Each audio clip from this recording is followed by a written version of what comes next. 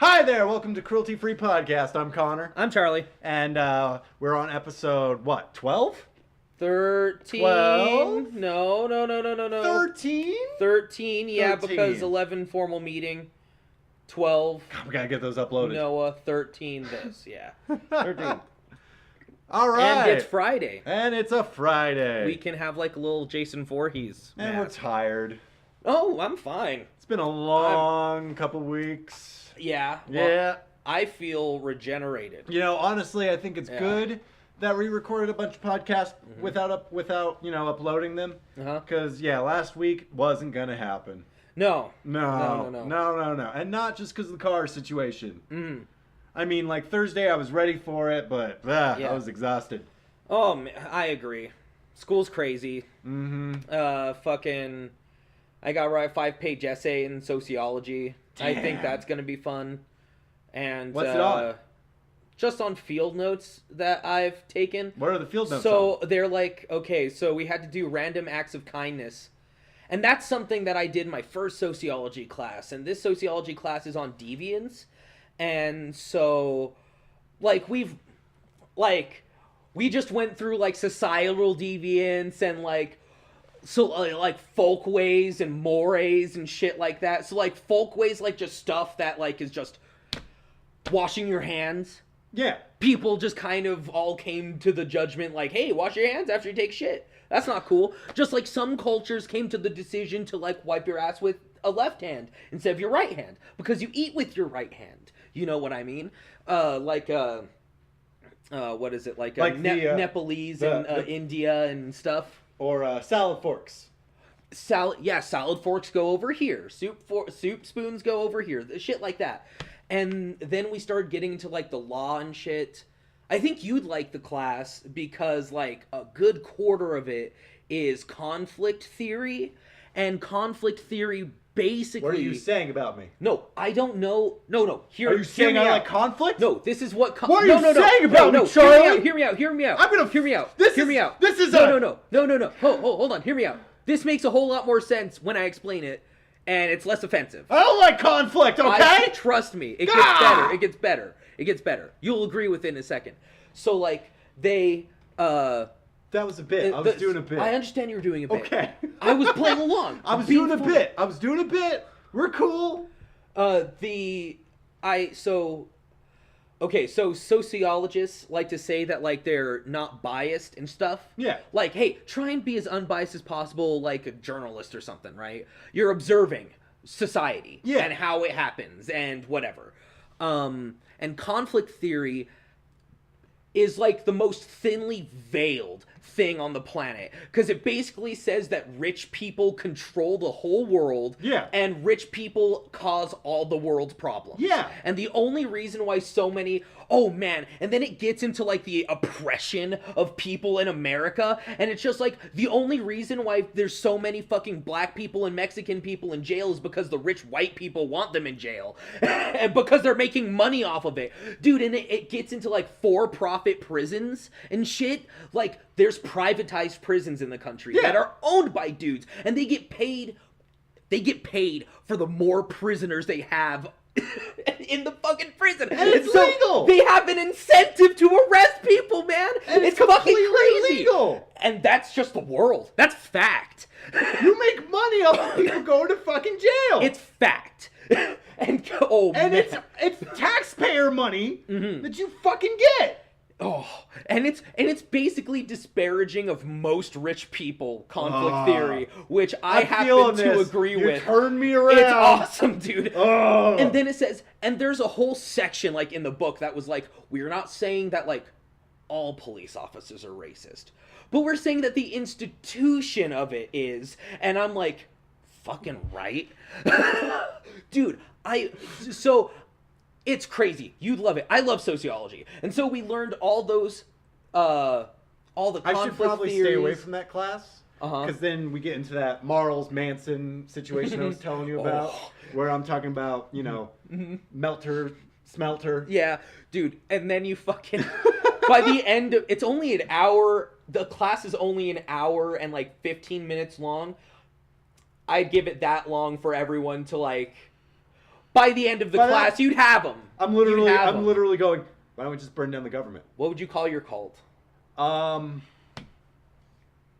wouldn't call it a cult. Okay, I'd call it a gathering. What would you call your gathering? The Gathering. Oh, okay. Would you trademark that? I would. I'd put a TM. The Gathering. TM. Of like-minded individuals who secretly want to burn the whole government down. Right. But you wouldn't put that on your flyers. No. Okay. It'd be in an asterisk because no one reads it. You'd be... It's the fine print. Okay. So, idea. Skit idea. Okay. Guerrilla. We Is there any way we can turn it into a real idea? No, because it would be illegal. It would be illegal. It would be really illegal. Schmalegal. No, you just go... I'm in a feisty mood, Charlie. I want to take it out on somebody. Who better than the U.S. government? You know what? I'm scrapping my idea. I forgot where it was going to go. I want to listen to it. Nah.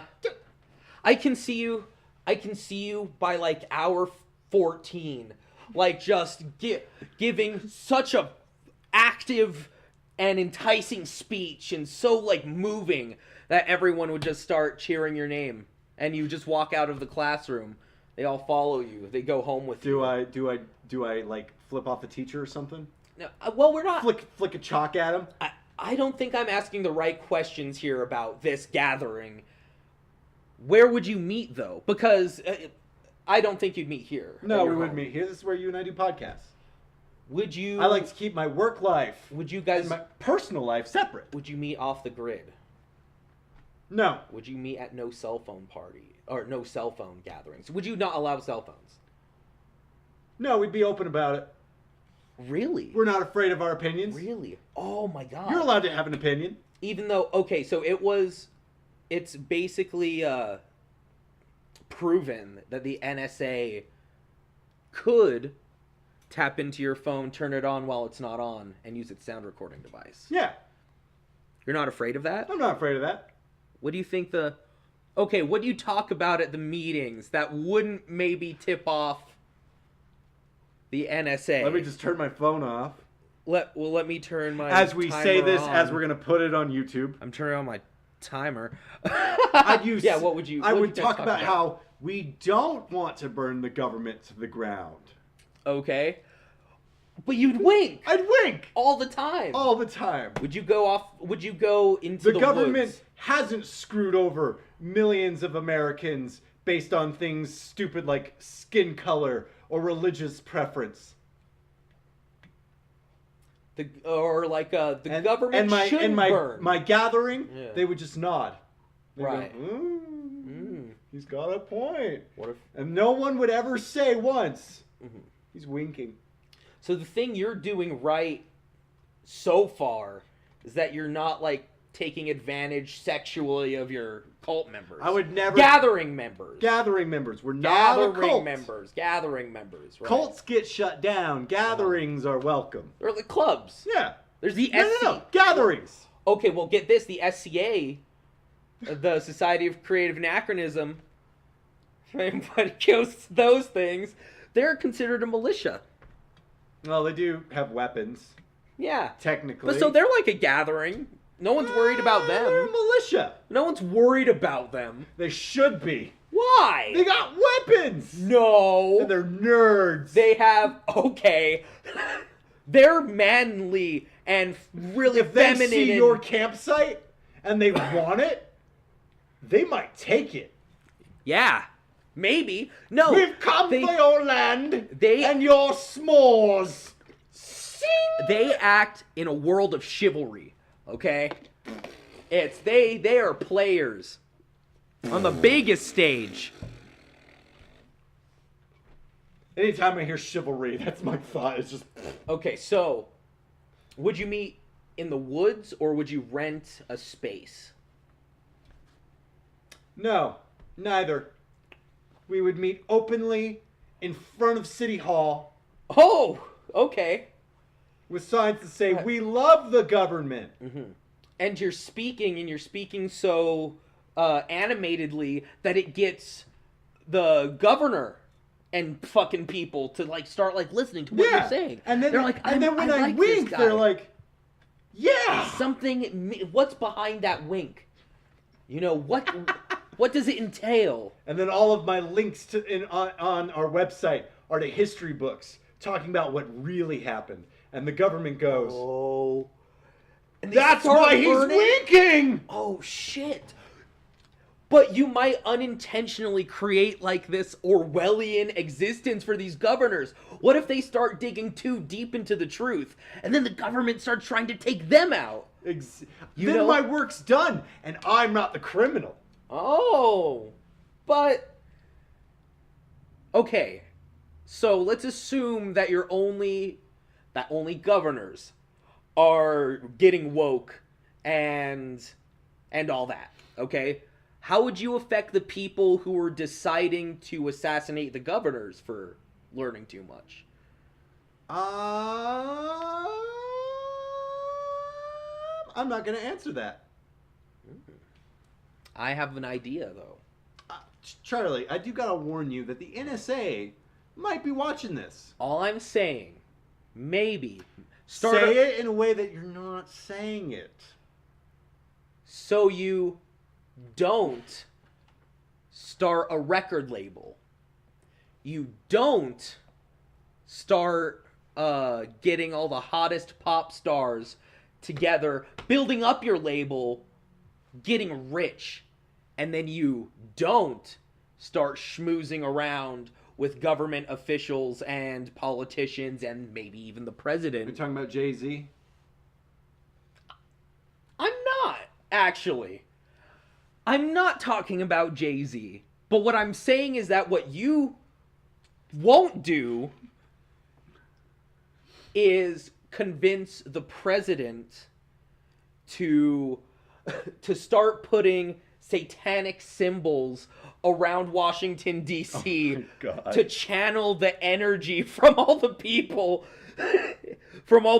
to fuel your youth, as the Illuminati doesn't do on a regular basis. So yeah, you're talking about Jay-Z. I'm not talking about Jay-Z. Absolutely not.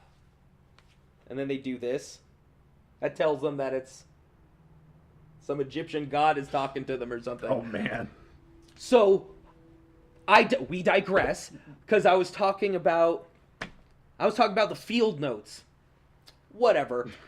Deviant. So the field notes, we had to do random acts of kindness. Yeah. And so... Yeah, we got way off topic. And so we I don't know what anyone else did, because no one shared.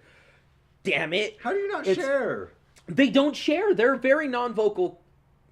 Makes no sense. There's not a lot of people raising hands in that class. And that's kind of a bummer. I feel sorry for... I don't feel sorry for the teacher. But... but I really wish people would speak up more in the class.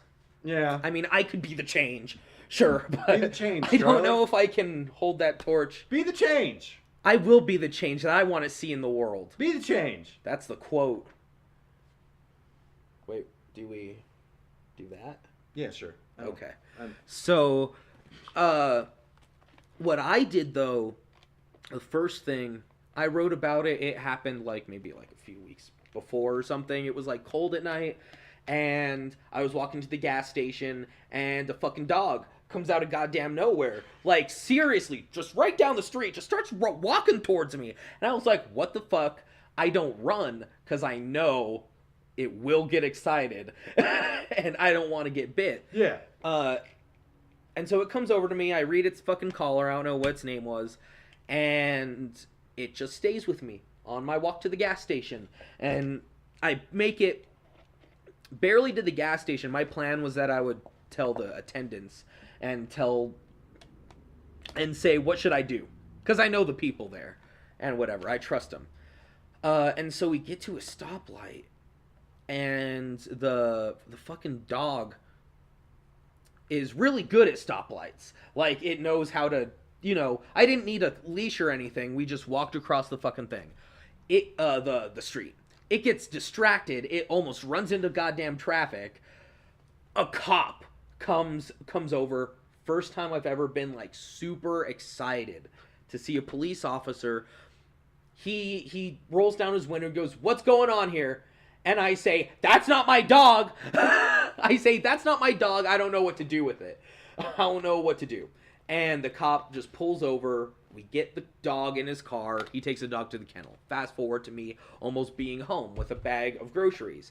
And I'm just walking, and it's like 11 o'clock at night. And I just hear some people calling out. I don't know what they were saying. I don't remember the name of the dog. And they were just yelling out of a fucking SUV. And they were about to turn a corner, and I just start sprinting towards their car. And I go, "Wait!" And so they stop, and I tell them everything that happened. They drive off. Blah, blah, blah. Yeah. Day saved. And so I wrote about that. The second one, I gave some homeless lady some food when my brother was visiting. Good for you. And it was like I just used my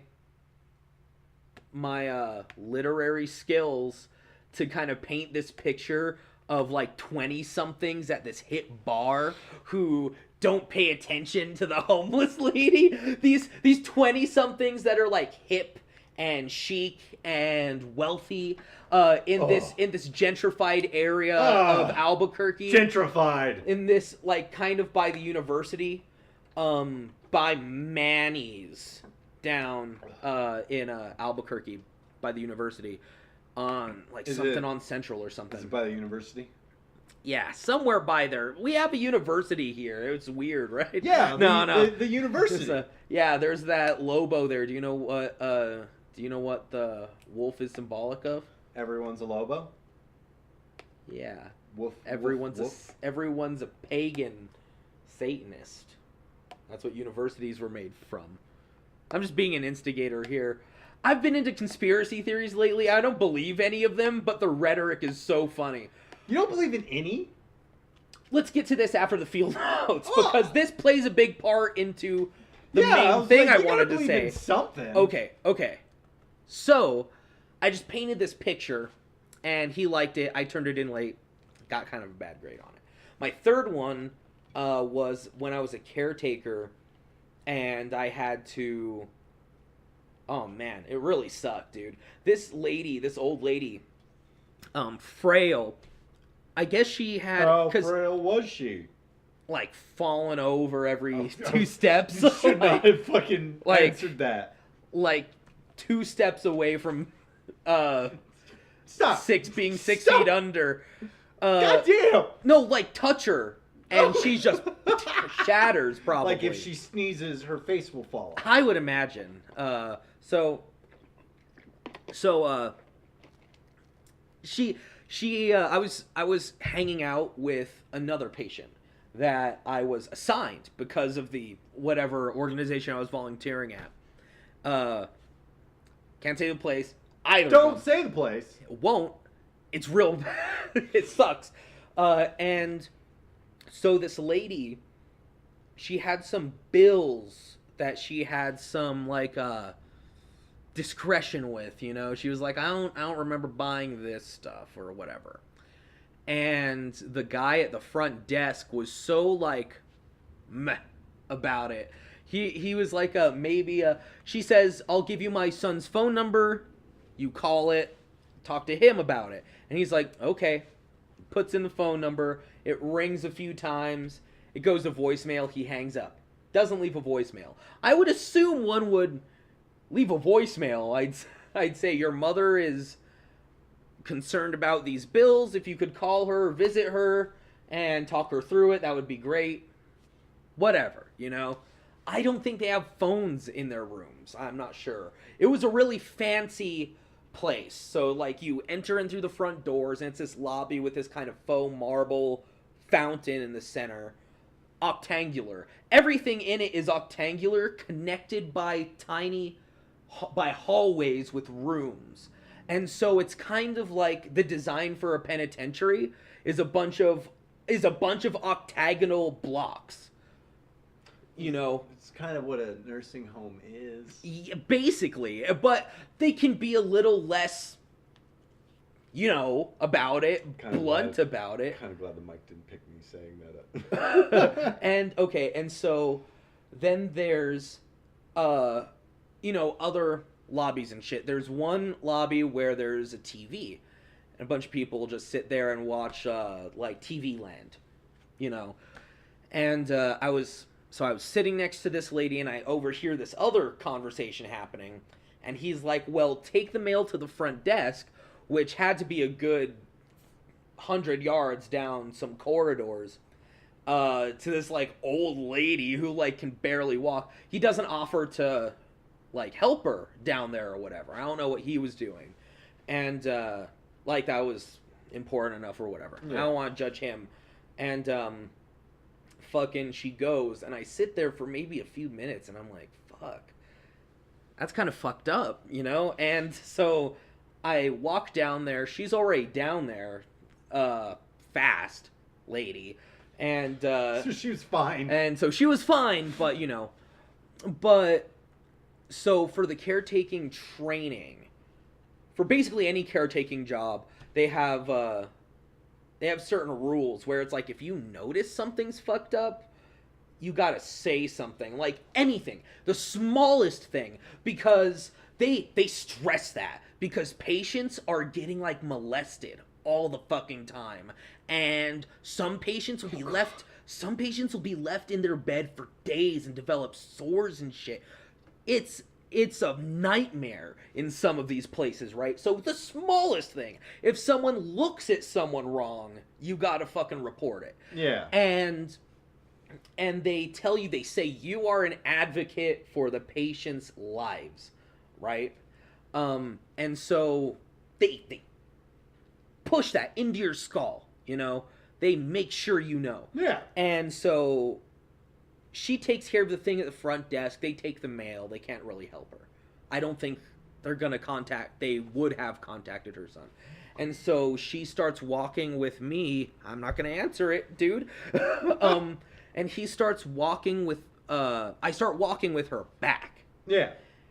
And I start telling her, man, that's kind of weird that an orderly would do that, right? Kind of trying to see what she thinks about the whole place and the situation that she was in. Because I was concerned. Of course, because I was concerned. And, oh man, she was like, she basically, paraphrasing, she said that, their problems aren't the orderly's problems, which is of a concern to her. The one thing for they don't pay attention to us nearly as much as they should. They don't help us. Sure, there's a lot of people in there, of course. Yeah. But there's no effort, And I'll tell you right now, like, there's a lot of...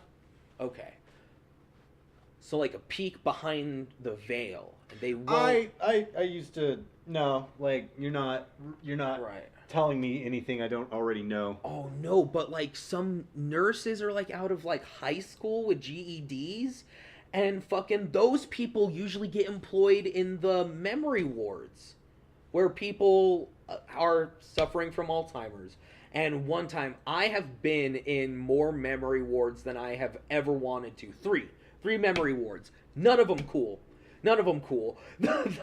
Some of them may have looked better than the others. Like, there was one that I went to see a patient once before I stopped.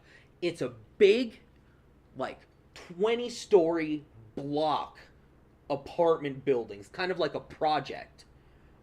Floors, fucking rooms. It looks like an overcrowded hotel. Except not an upscale hotel. Like a fucking... Like a block, no windows, bars on the windows, fucking apartment building. In a bad part of town. And just so many people there. In such a small space. And I was like... What? I was like, whoa, I had to take an elevator up to the memory ward, and I was like, whoa, man, this is fucking crazy. This is crazy, right? Anyway, I start telling this lady about her rights, You know, you have a right to be taken care for in a way that you see fit for yourself. You can make decisions for yourself. You can blah blah blah blah blah. If you ever feel like those rights are being infringed upon, complain. Right? Look at you, Charlie. And I guess somebody overheard me, a nurse overheard me. And I was telling her, and I was just chatting with the lady.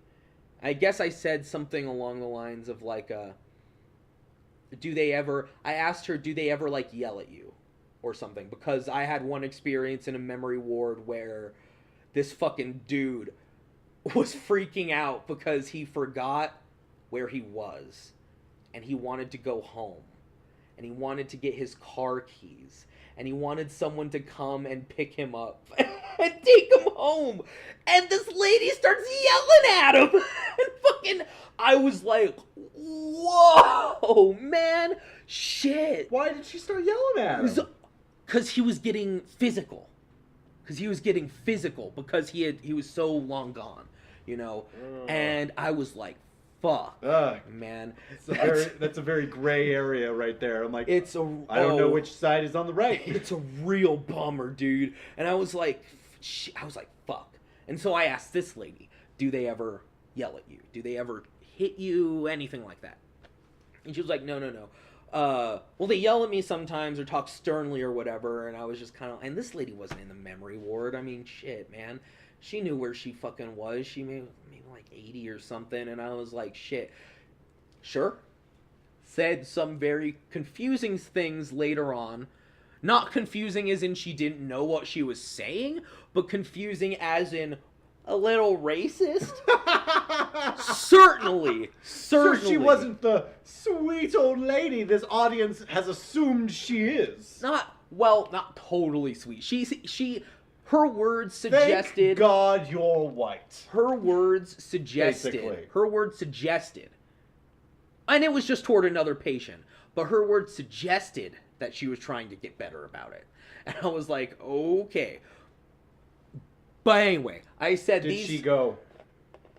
black? Okay. Because that's the sign of a racist who's trying to better themselves as they now just whisper it. They whisper it. Nah, she didn't say that. And so this lady I said something like, they're like, these people are like 20-something, 30-something. They shouldn't be yelling at you, you know? You've experienced much more in life. And you deserve to be... And you're old. And you deserve to be treated at hospice better, you know, of course. And she's gonna die. Yeah. and she's gonna die. Don't yell at someone who's about to die. Right. They're about to die. Yeah. Unless you're the person killing them. Okay. Going, die, bitch! Die! You don't yell at people when they're gonna die. Right. Fortunately, that wasn't the case most times, but they would just yell at them. Sometimes. Certainly it fucking happens. Oh my god, it is a fucking... What would you call it? It's like being at one of those places is like living in the saddest song you'll ever hear in your fucking life. You know? It's like shit. So the saddest song by Streetlight Manifesto? Sure. Yeah. It is pretty sad. Maybe like, I don't know, something that music can't like attain. Something that music can't do, you know? I don't know, it's crazy. And so some lady overheard me say that these fucking people should be yelling at you. And she started chewing me out, dude. She asked me to leave. I was like, all right. Okay. Well, I guess I must. I'm going to... I said goodbye to the patient that I came to see. They were always wary of me, okay? Let me tell you that right now. Every time. Because I would go casually.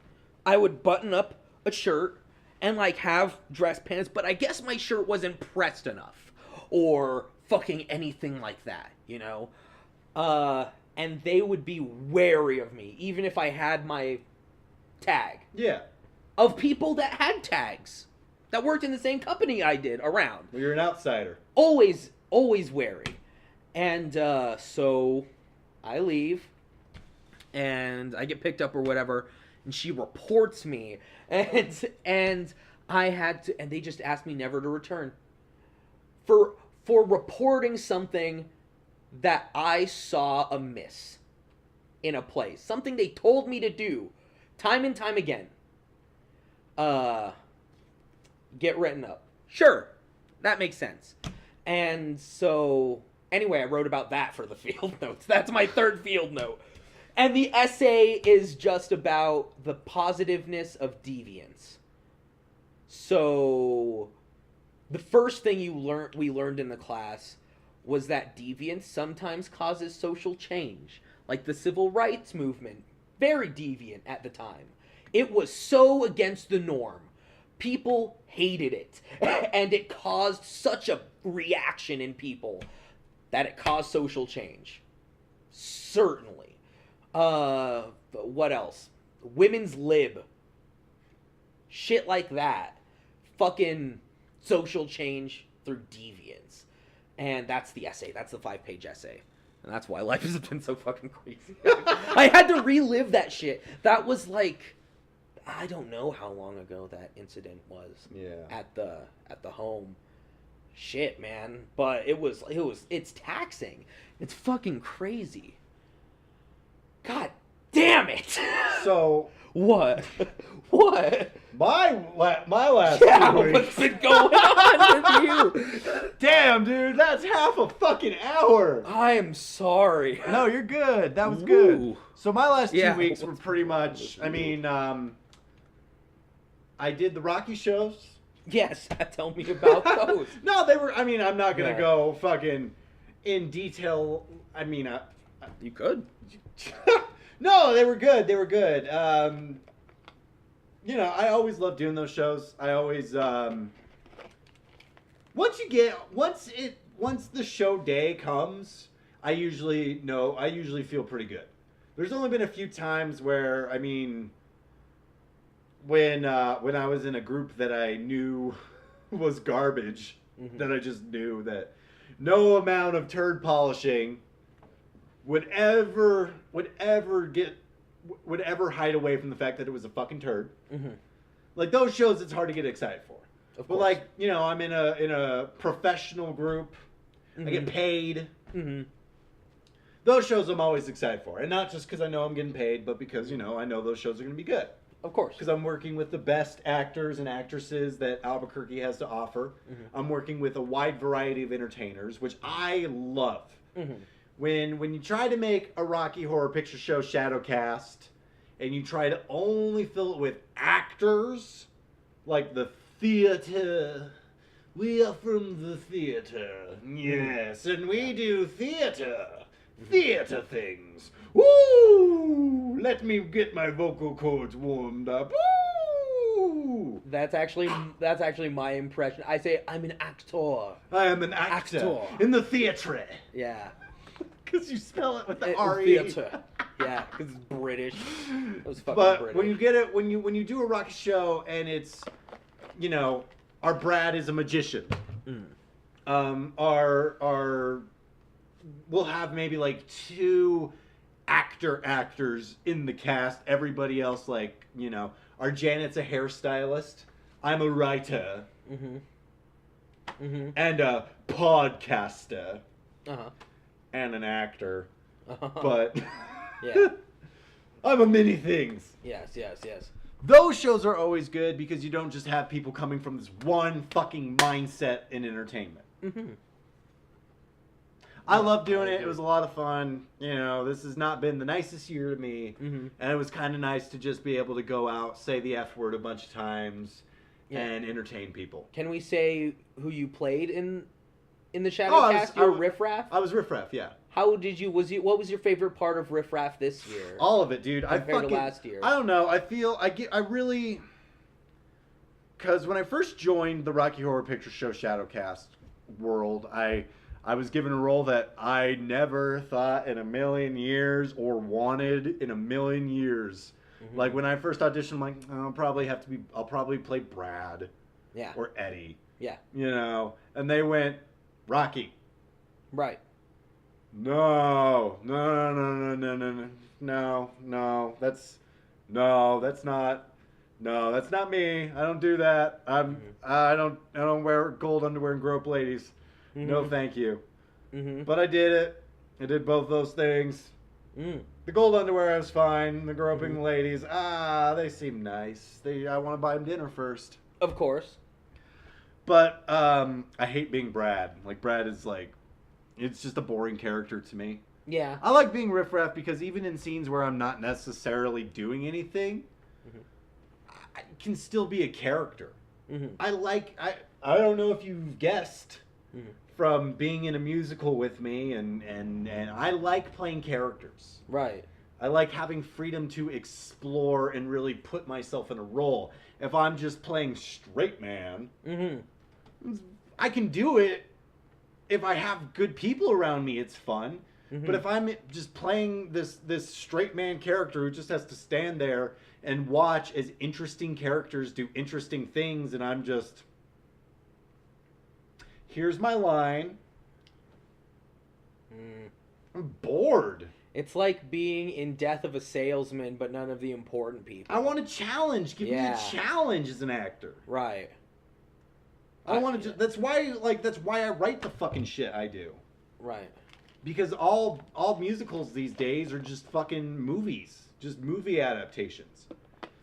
You know, movies are adapting musicals and television, and then those are just doing the same thing but with movies. It's boring.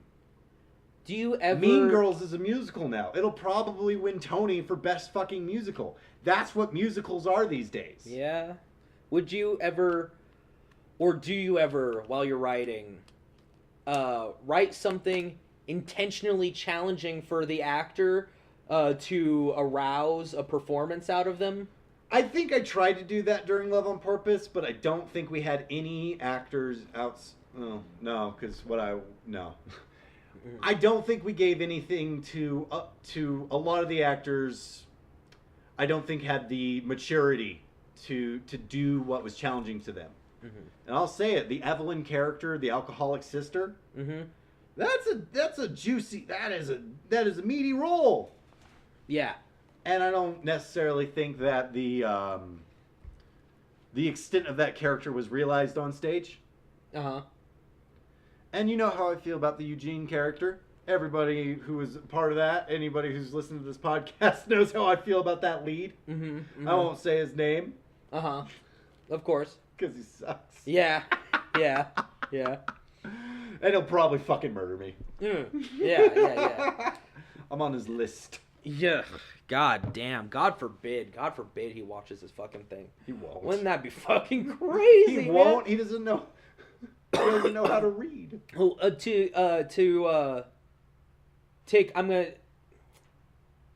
we're gonna come back to what you're saying in a second. I want to ask you, how do you feel about those other guys taking their videos off of YouTube? Oh, good. No. Do you think? Yeah. No. Do you think it was because? We called him out? Do you think... Okay, I'm going to set up the scenario. Do you feel guilty? No, because Charlie, I don't... No. Charlie, are you starting to feel guilt? No, check this out. This is the scenario, okay? Because I don't want to be narcissistic, like, oh, of course they watched our videos, and blah, blah, blah, blah, blah. I'm not going to be that guy. Don't be that guy.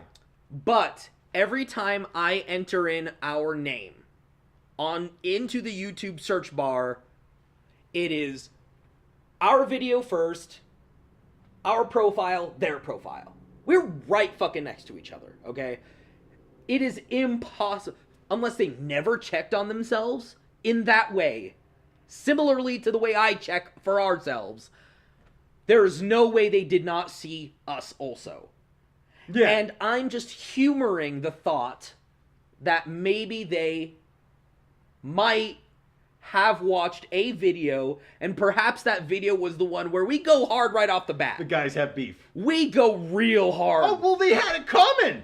And then we go hard for like 3 episodes after that. They had it coming. There are whole 5-minute chunks of the other episodes where we go hard at them. Well, they deserved it. Vaguely. They deserved it. Not very vague. Not super vague, They deserved it. And now their videos are off. Should have done their fucking research. I guess. They're still on iTunes. Well, Because they're a real podcast. Right. I don't know. No, okay, we already decided about their validity as a podcast. It's like 8 minutes long. Their YouTube videos are 8 minutes long. I think their YouTube videos were just their slogan or the title of the podcast for 8 minutes. I think it was just an audio recorded over a flat image. Well, if that's their whole podcast, it was audio only. Then no, it's not a podcast. It's just snippet. It's just talking into a microphone. Well, what's a podcast? A podcast is at least 45 minutes long. I've humored the thought of doing ASMR. ASMR? Explain. It's when you go like this. You go like.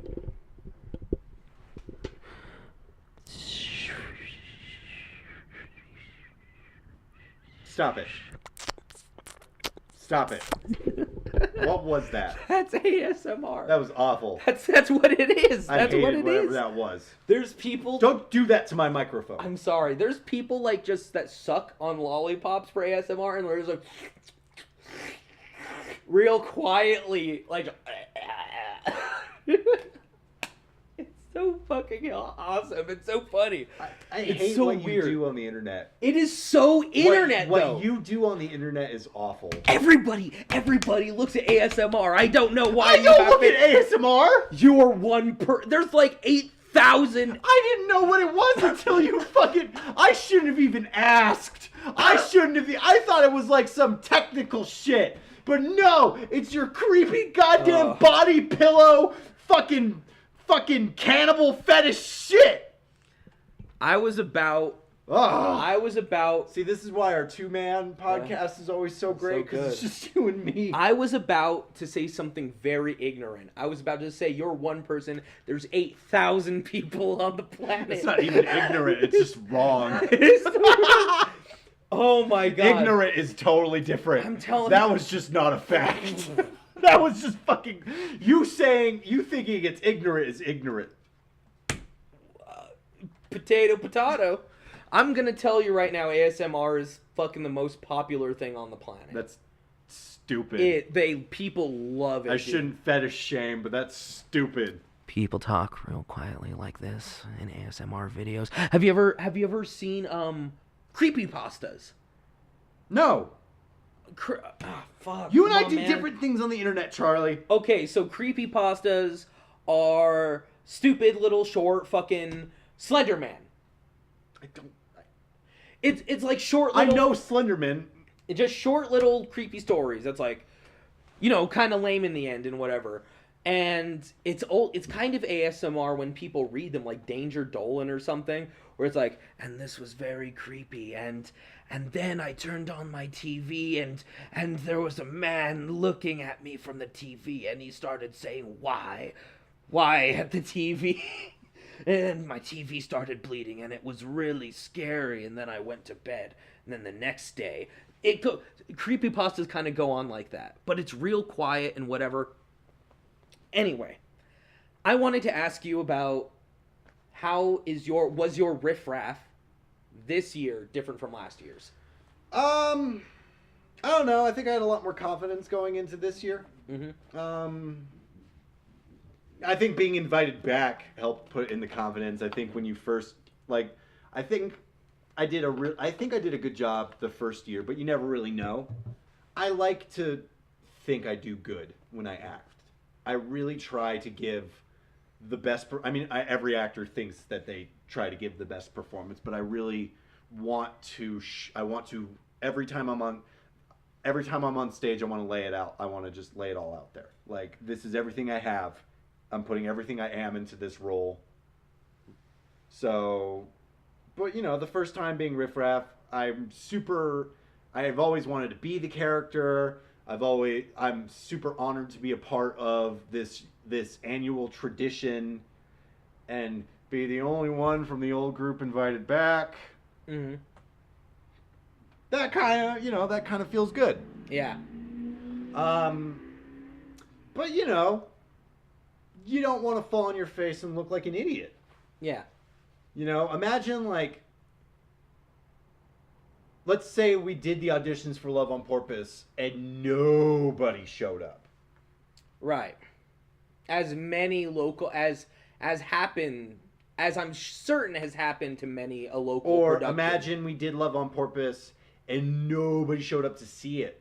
Right. Nobody at all. Like, the fact that we had audience members on nights where we didn't have friends coming in is almost a miracle to me. Hey. Yeah. Right? Yeah. So, I don't want to do that with my performance as Riff Raff. So Right. the first time I did it, I had a mohawk. I did kind of a creepy skeleton look. Mm-hmm. And I did good. Everybody said I did good, so I have to assume I did good. Mm-hmm. So this year I tried to apply a little bit more of the confidence I had, like more real confidence into it. I don't know. I always like to change it up. So last year, creepy skeleton. This year, I wanted to look like I wanted to present Riff Raff as if he had been on like a 5-day coke bender and had probably eaten a guy. Uh-huh. That's what I wanted my Riff Raff to come across as. Yeah. Was I just done some cannibalistic shit because of the drugs? Did you do your makeup weird, or was it just the attitude that you gave? It was the attitude. It was the look. My facial hair was like super scraggly. I made my eyes like super just gray and like sunken in. Mm-hmm. So you made a whole. I created a backstory. A fictional, like, what, 2-day, or how long of a bender? 5-day coke bender. A fictional 5-day... I killed a man and stole his clothes. Like, Uh-huh. the shirt I was wearing was a double XL, which is much bigger than I need, because I wanted to be able to curl the sleeves. Yeah. I just wanted to look like shit. Cool. Like a guy, I wanted to look like an addict, basically. Yeah. Do you believe, and you can choose not to answer it if you want, but do you believe that you were the best for the role? Yes. In the end. Yes. You had prepared it in such a way. I always want to be the difference maker in every show I do. Mm-hmm. And so I really, really, really try to do that. I don't want to just, I think I'm a bit of a diva, but I don't want to just be a diva. I want to be able to have a reason to be a diva. Mm-hmm. So to hear from people, like, I knew I did a good job because our Friday show was probably the less good show because the audience wasn't super into it. I knew I did good because a girl looked at me as they were leaving and said, she kind of mouthed it, but she said it, "You were the best part." And I'm not, there's no way to say that without sounding at least a little bit egotistical, but I take that as a stamp and not just like, yeah, I was the best part, but it was like the decisions I made during that show paid off. Right. That's a sign that I kind of know what I'm doing. Yeah. If this person's saying that, then there's got to be some truth to believing I'm good at what I do. Right. Because I don't think there's anything wrong with believing in your own hype. Right. It's just got to have the hype. It's got to be there. You got to show it. If you have an ego and you have a reason to have an ego, I don't think there's anything wrong with having an ego. Right. And I'm not afraid to show it, I mean, don't be a dick, but... Right. Well, like, so I like taking... I'm going to the day I die, I think I'm going to spend money on writing classes in fucking community college, man. Because I love them. It's a good place. Sometimes you read stories that are so good that you're like, wow. Sometimes you read stories that are so not that it's quite comical. And you get to have a room of 20 people tell you what they think about your stuff. And dude, as you get better as a writer, people start saying nicer and nicer shit about you. I know. I'm It's still thinking fucking about crazy. what you said about. Oh, it's good, man. Thank you, man. No problem. And yeah, man, and people just start saying nicer and nicer shit, and their critiques start becoming less about like, I didn't like that part, to parts that are like you ended the story so soon, and I wanted to know what was going to happen to this guy. That's how you know something's good, is when you're depressed that it's over. They're like, you didn't finish this guy's storyline. Are you planning on writing more of it and stuff like that and whatever? And it's cool, and I love getting my stuff read, and I love getting it critiqued, even by and the teachers. Over time, you start seeing less marks. You start seeing less comments like, this part of the story could be fleshed out more. Because they'll write that. They're teachers. They have to. They'll say, this part of the story is confusing. Maybe flesh it out more. Read it over again. This part or whatever. You start seeing less of that. And you just start seeing more like grammatical errors. And more like maybe this period could... Maybe you could do away with this period here. And stuff like that. Fucking...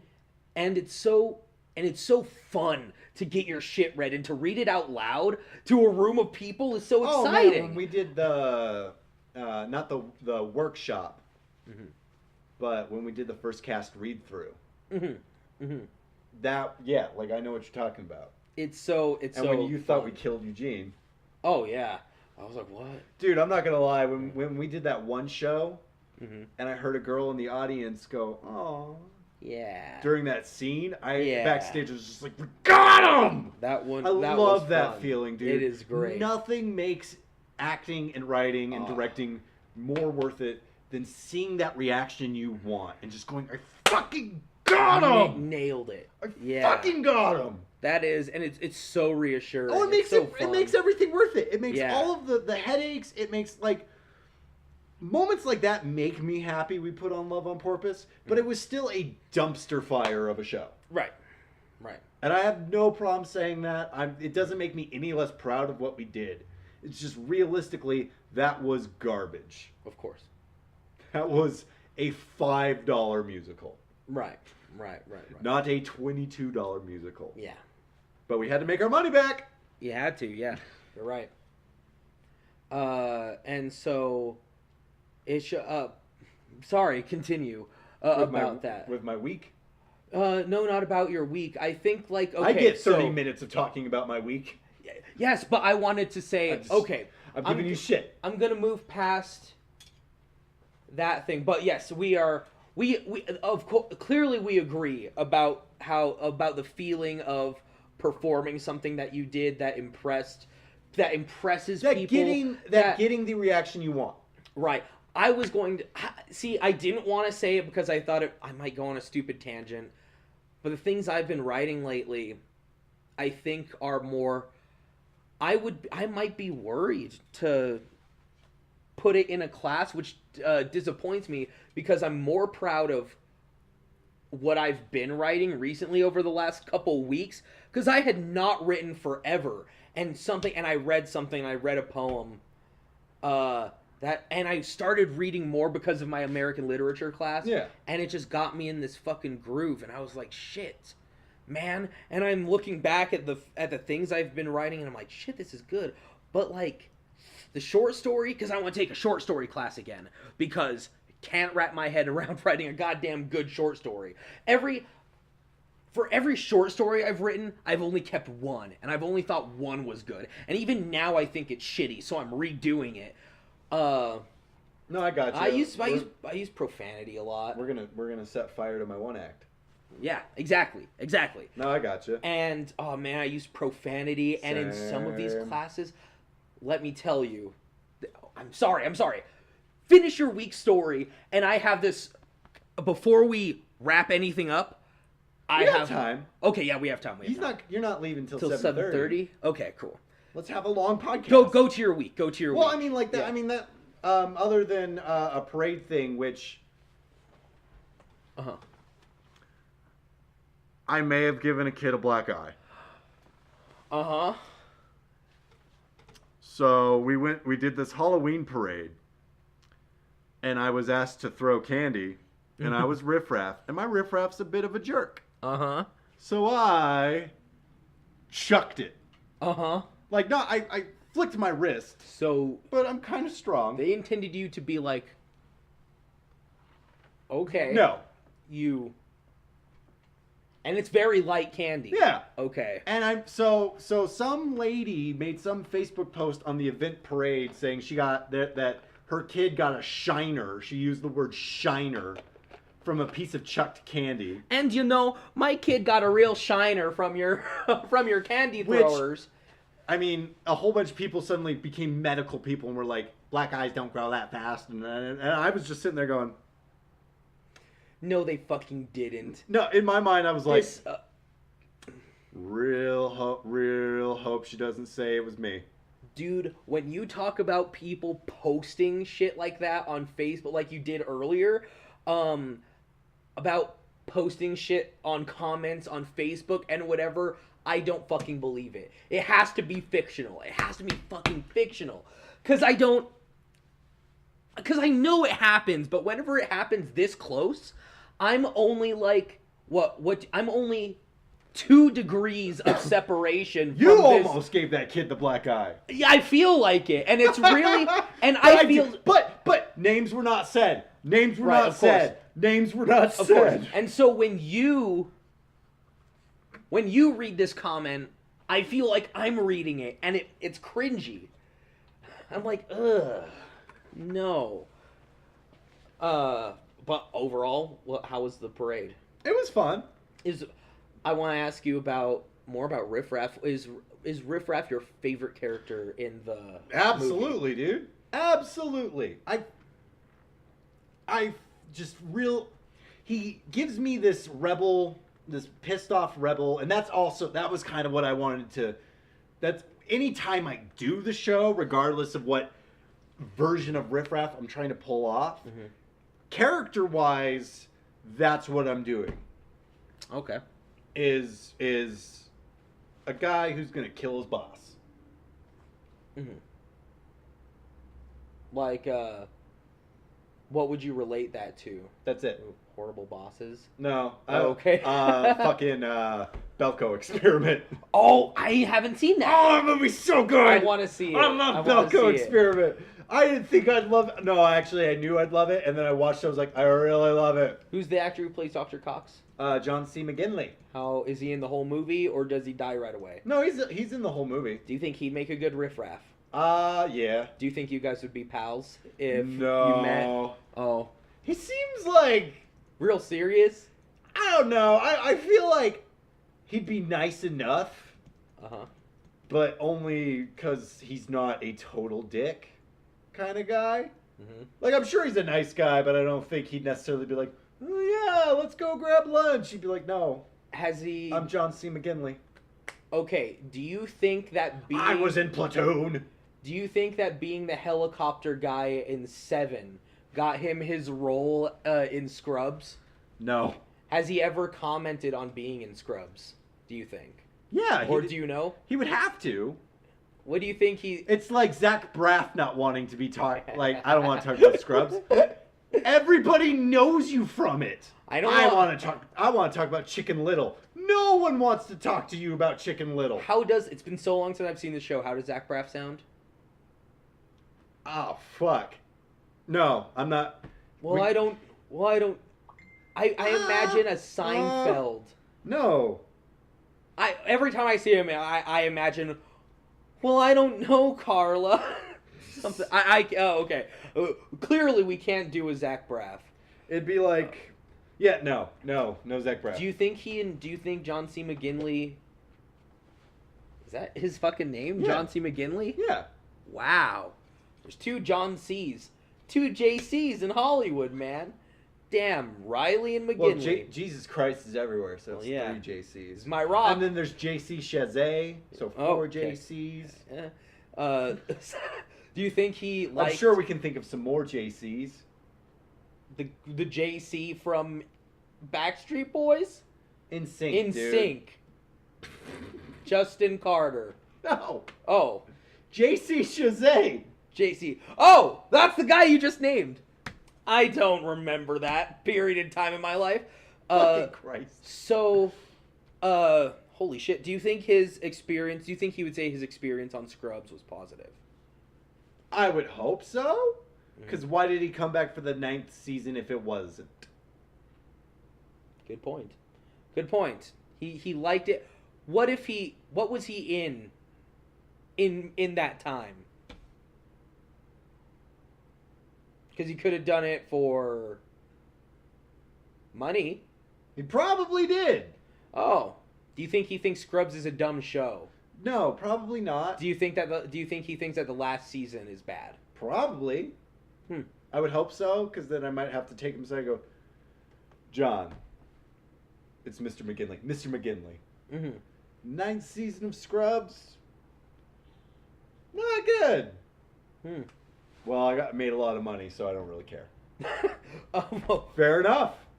Would you, if you ever got the opportunity, someone comes to you tomorrow, knocks on your door and says, hey, I got John C. McGinley in the car. I got this computer and this sound recording device, this microphone. John McGinley's drunk. Do you want to do a commentary over Scrubs? The whole 9 seasons? No, dude, I don't want to. I tried to watch Scrubs again. Couldn't do it. What about only the first season with John C. McGinley? No, like I got like 5 episodes in, and then I went, I don't want to rewatch all of Scrubs. Okay, what if in the middle you're allowed to do commentary with John C. McGinley over any other thing he was in? Can we watch Platoon? Yeah. Awesome. And then when Charlie Sheen does the dance, fucker dance, I can just shout it with him. Cool. He'd love that too. I think that would be a good show. And then I go, do you want to watch Apocalypse Now? You're like, that movie's so heavy. That movie is heavy, but it's so good. It's so good. It's so undeniable how good that fucking movie is. Apocalypse Now is fucking awesome. Yeah. Watch it. And so... Don't watch it. So... it's a lot. How else has your week been? Other than that, work. Yeah? Lame shit. No, work's great. Yeah? You were talking about mashed potatoes earlier. Oh, you're gonna make me do this, man? Yeah. You're gonna make all of the 5 people who watch us hate me? No, I don't think. What do you want me to say about mashed potatoes? I don't know. What do you want me to say? Something about. You want me to say that I hate them? That I think they're gross? That I think they're not even technically food?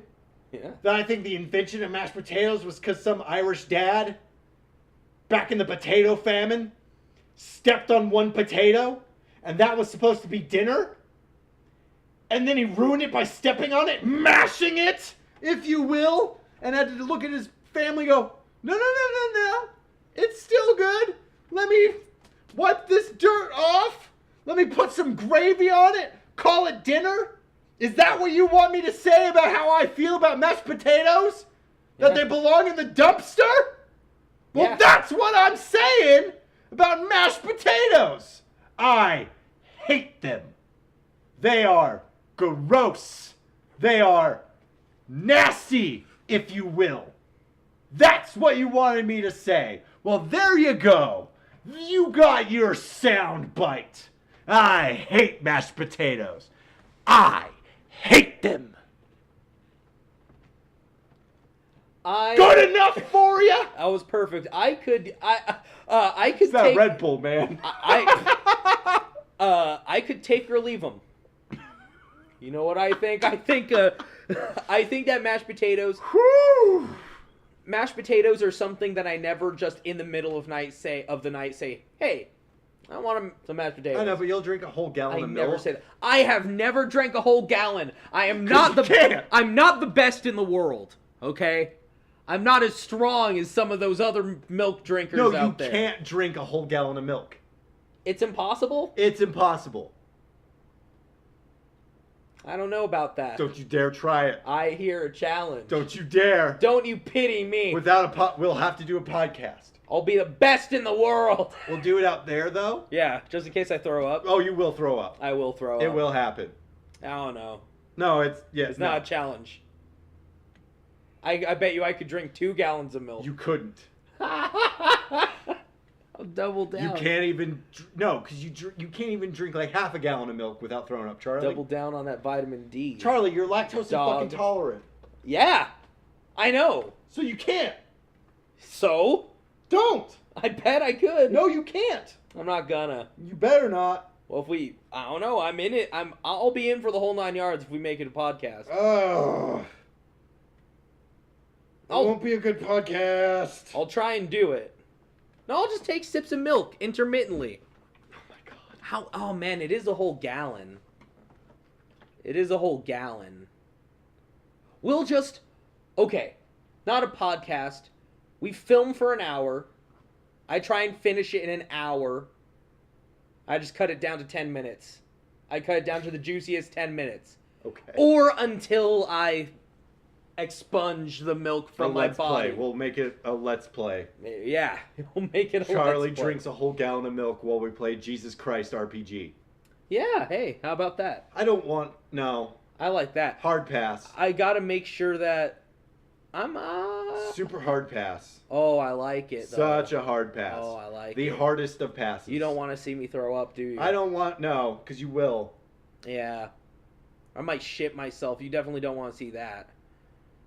I don't want that to happen. I don't want that to happen I don't want either. that to happen. I don't want it to happen either. I gotta have more self-respect. Yeah. Yeah. Yeah. I'm not just a cheap, thrill for the internet. That's Patreon exclusive right there. Yeah. That's you gotta pay money to see Charlie puke. Jesus Christ, man. Oh man. Are you gonna do the play again next year? We're doing it in February, and yes, I am. Nice. That's exciting. Yeah, no, it's nice to have a recurring paying acting gig. Those are rare. Mm. So... Very rare. I did it! Huh. And you were wrong. He did it. And you were wrong. Thank you. Whoever that is. Well, it's that person. You mysterious it's a callback to ghost episode in the 3. machine. Yes, it is. Those very inspiring things we were saying. That was such a good podcast. Take that. We need to promote Guys Complain. Yes. Although at the same time, like, we complain about popular things. We should probably not promote it. Well, because we complain about popular things? Yeah, like real popular things, like beloved things. I think the only thing we didn't bag on was Supernatural. Oh, man. And we coulda. Oh, I had material. Okay, why? This is every Tinder profile ever, okay? I love hiking. Bit of a country gal. A bit of a country gal. I like to go mudding. I ride horses. Supernatural. If you don't message first, swipe left. In her likes, it's always Supernatural in the CW. 420 friendly. 420. I have seen less and less 420 friendlies. I've seen a lot more 420 unfriendlies. I saw more I saw more 420 friendlies on OkCupid. That was a tongue twister for me. For no reason on at all. OkCupid. Oh my god, this fucking person's profile. Oh, her name is the best gamer tag on the planet. It's her dating profile, I know, but I wish my it might be your gamer tag. No. You misunderstand, sir. Oh, clearly I haven't heard the whole story. My gamer tag is Inner Thicycle, right? It's Inner Thicycle on PlayStation Network. Check me out. Mine is Connor is a Jerk on Xbox One. My Steam one is Thorax of the Veil, but then what I show up as is a Screaming Hawks of Fire. I just liked it. You fucking nerd. Inner Thicycle is my pride and joy, but her name was Cuck Owner 420. Oh god. And I fucking love it. Cuck Owner 420 is so cool. And she's on the dating website to look for somebody to cuck her husband. It's so fun. Her profile is so awesome, dude. She wants a guy who's oh, what was it? Who's cut and hung. Those are the things that she wants. It's cut and hung. She's not asking for a lot. Yeah. Just better be a goddess or get the fuck out. Or Caleb God. says that he thinks cut as in circumcised. No. Right? That's what I said. No, Caleb's wrong. Oh, man. I don't know. He might be right. No, he's wrong. Oh, shit. See, I think I'm in between. I don't think she would use slang for circumcised. Right? I think she would use cut. She would use slang for build. Yeah. Ripped. That's the only way I've heard cut in my life. It's like thinking must be hot, must be slang for warm body temperature. Mm-hmm. No. Ah. Plus, what an oddly specific thing to ask for. Mm-hmm. Better be circumcised. Better not be. Well, some people don't like the look of uncircumcised penises. I wouldn't know. I thought you were about to say, I love uncircumcised penises. They look like the little worms from, they look like a big ass worms from Dune. Ew. What are the worms called? I Oh, don't care. immediate new topic. All the Patrick Stewarts. I had a story earlier. Yeah, because we got to wrap this podcast up. That I wanted to talk about. Okay. What was the topic we were talking about before that? Acting. Okay. It was acting. Oh, man. It was this. This has been a... I don't know what the... Oh, my God. I can't remember what the fuck the story was.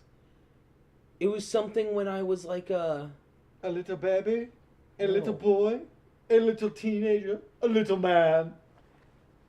Okay, let's reverse this a little bit. A little man, What were we a little teenager, a little boy, a little baby. And then? A little sperm? No, what did we say before all of this? You were talking to me about my Rocky stuff, Uh-huh. and then we were talking about your day, and then we went clap sync. About my day-to-day? No, you're like... Oh, okay, no. Okay, what were the questions This that isn't good radio! No, what were the questions that I asked you about Riff Raff? Were you the best? Something about... Yes! Okay! We got there! I was in my We fucking got We there! did it! Unbelievable! This is a fucking... Yeah, dude! It's like we made it to the moon, which NASA didn't do. We made it to the studio where they filmed it. Yeah! Thank you, Roman Polanski. That's why he had to... No, it was leave all- Kubrick. Oh, thank you, Kubrick. Why Roman Polanski? I was gonna say... Oh, we I were going might to have talk to say, about... but We were going to talk about... Yeah. What the fuck is up? I'm gonna tell my story first. But as a prologue, I want to ask, like, what the fuck is up with, like, this pedophilia shit in Hollywood? That's you know? everywhere, dude. It's I know. What's Charlie? No. What does a pedophile look like? I know, but it's inarguable. No. What does a pedophile look like? It could be anybody. It could be anybody. And I'm saying that it is not coincidence that all these fucking pedophiles are in Hollywood, in the business in Hollywood. Fucking, I feel like it's crazy. Because I start to feel bad for Corey Feldman. Dude, the person we should feel bad for is Corey Haim. It killed him. Feel bad for Corey Feldman. Yeah, of course. Feel bad for both we of them. failed Corey Feldman. His career... But we failed Corey. He died. He became a drug addict. Yes. He became a punchline. Yes. And he died. Yes. Absolutely. It destroyed... And he will always... And the thing that people... it's the drugs. That's what killed him. Yeah. What got him into the drugs? No one listened to Feldman. Yeah. Nobody believed. Rose McGowan. Same fucking thing, dude. Yes. Absolutely. So, I mean, okay, it destroyed these people, you know. Killed Corey Haim. Corey Feldman, his career, when he tried to come out about that shit, died. Shut down immediately. Shut down completely. You have no work in Here's this this video place. of him dancing weird on Good Morning America. So who's So who's destroying these people's careers when they come out about this shit, there is no coincidence, and it's like fucking Hollywood. It's like, you don't want to believe in these conspiracy theories. That there's like these fucking... Dude, Wes Anderson and everybody... This sucks. I love his movies. But Wes Anderson and basically his entire... You know how he reuses actors a lot? Basically everyone who's ever been in a Wes Anderson movie thinks Roman Polanski shouldn't be charged for pedophilia. For banging that kid. Louis C.K. Might be a creep. Yes, because what Sarah Silverman said and shit. Oh, when Caleb told me about that, I was like, what? But the thing is, I could fucking see it, though. I could see it, too, I could and see that's it a the little problem. bit. I'm sorry. And the fact that he won't come out and address it and goes, that's literally nothing to me. Yeah. Like, this doesn't matter. There's so many more problems in the world. Louis C.K., just say you didn't do it. Just say you didn't do it. Just say you didn't do it. That means you did it. Why won't you say you didn't do it? It means you did it! Oh, my God. Oh, shit. Okay, so... Just say what? No! Uh-huh. Ew! Move on! Fucking what? Ew, no. Why are we even Of course I would. Why are we even talking about this? Then you get to make your point. Well, fucking Sarah, I'm gonna call her right now. She's gonna say she lied right now. Sarah? The fuck? And she's gonna say, oh, I'm sorry, Louie. I was just joking with the people. Like, yeah, if you didn't do it, those are amongst the things you could have done. You don't go, I'm not going to talk about this. This isn't even real to me. Talk about it. Shit. You know what would make Pretty Young Thing a much more enjoyable song? If right before he starts singing, he goes, you're such a pretty young thing, and you're 18. Whew! Now you can listen to the song. Thank God! He clarified that up. She's only, at least, sure, that one song is still creepy, but they clarify her age. She's only 17. Or Ringo Starr's, you're 16 and you're mine. That's not a song. That's a song. No, Ringo it's Starr not. has a... I mean, the British, I think the legal age in England is 16 or was 16 or something. But that's the song is, you're so beautiful, and you're mine, you're 16, and you're beautiful, and you're mine. No. Why is he one of the only two Beatles who are still alive? Maybe he's stuck. It's because of all of that fucking pagan sex magic. Should have been you! Can you believe... I was about to say it's because of all that fucking pagan sex magic that they do. Can you believe some of these... I'm getting off topic. I'm going to tell the story real quick, and then we'll finish with these conspiracy theories, okay? Okay. The story was about when I was in... It was supposed to be... It was on the topic of writing class, okay? I was in a short fiction class a couple semesters ago, and we were introducing each other. And this was after a lot of troubles in my life, and so I was trying to be really cheery about it. I was finally back at school, and amongst peers... And I was really happy again to be able to share my stuff with them, right? And so we start by introducing ourselves. Oh no. Right? And I'm like, no one wants to go first. And so I'm like, I'll go first. The teacher knew me too. The teacher knew me. I've taken her class before. And I've taken her poetry class before.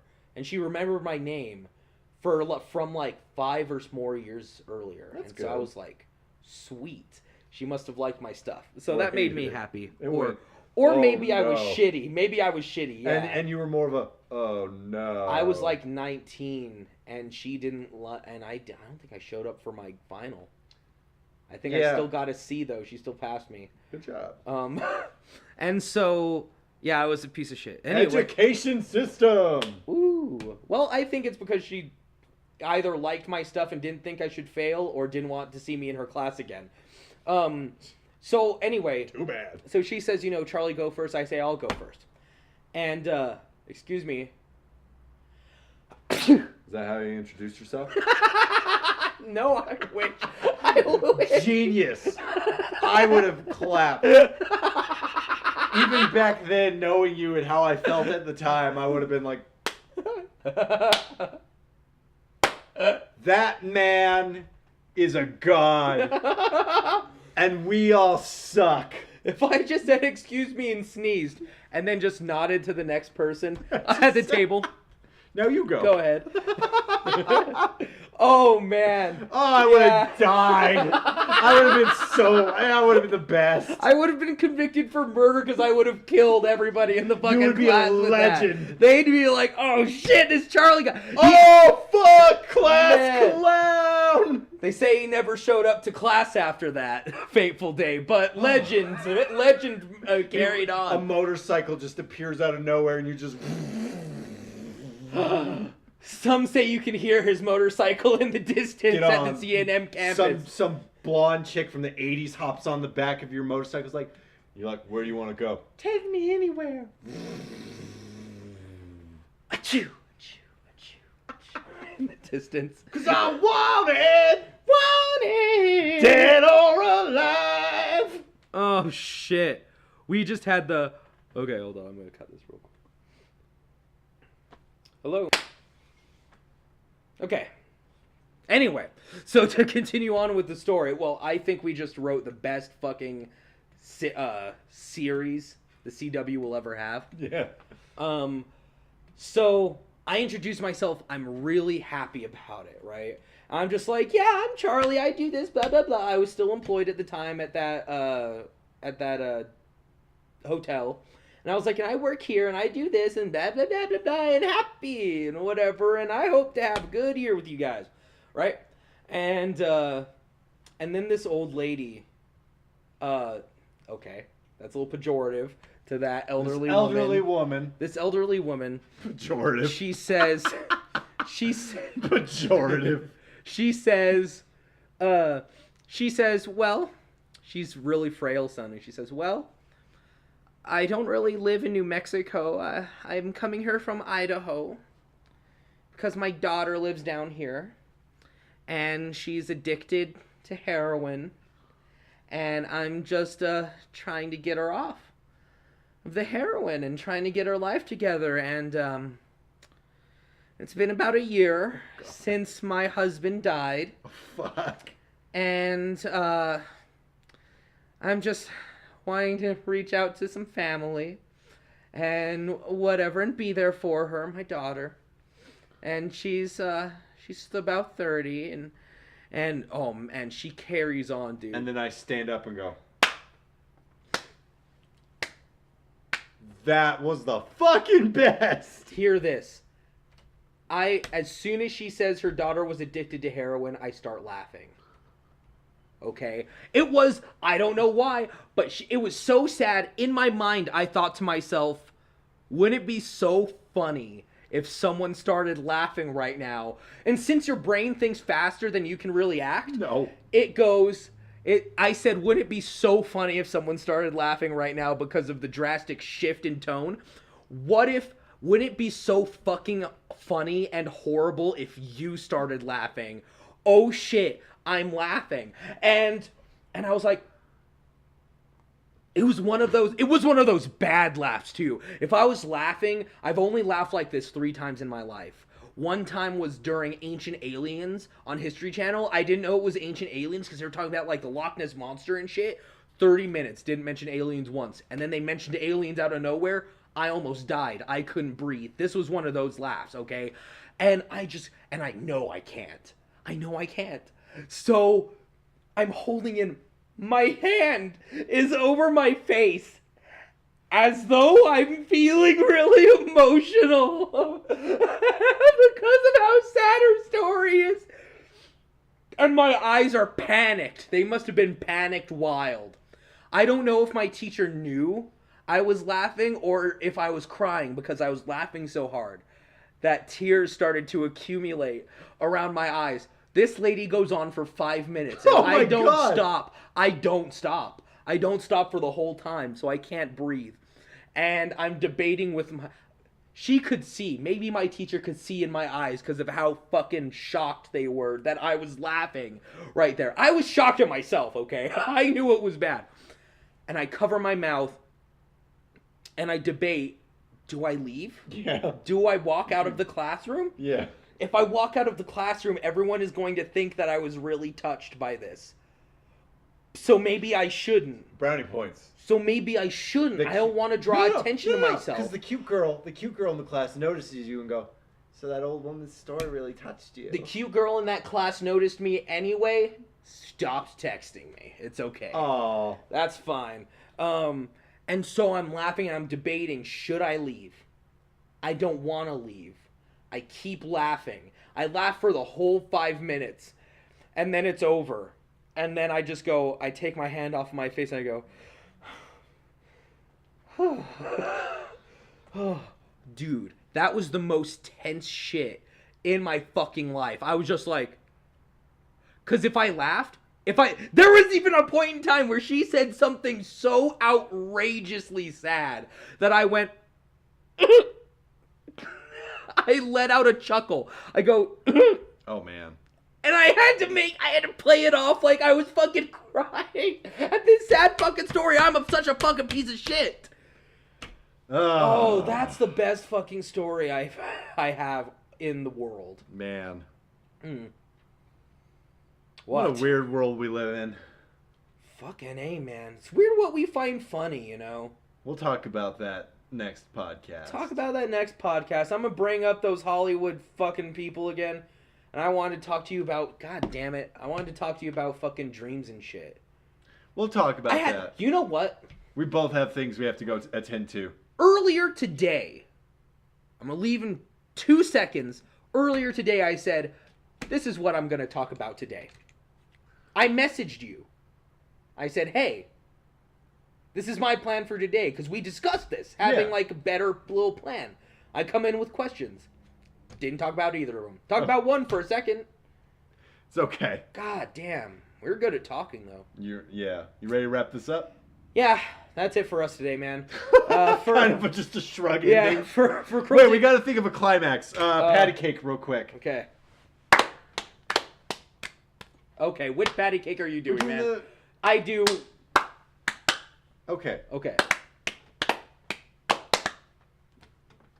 Yeah, do it one more time. You're getting it.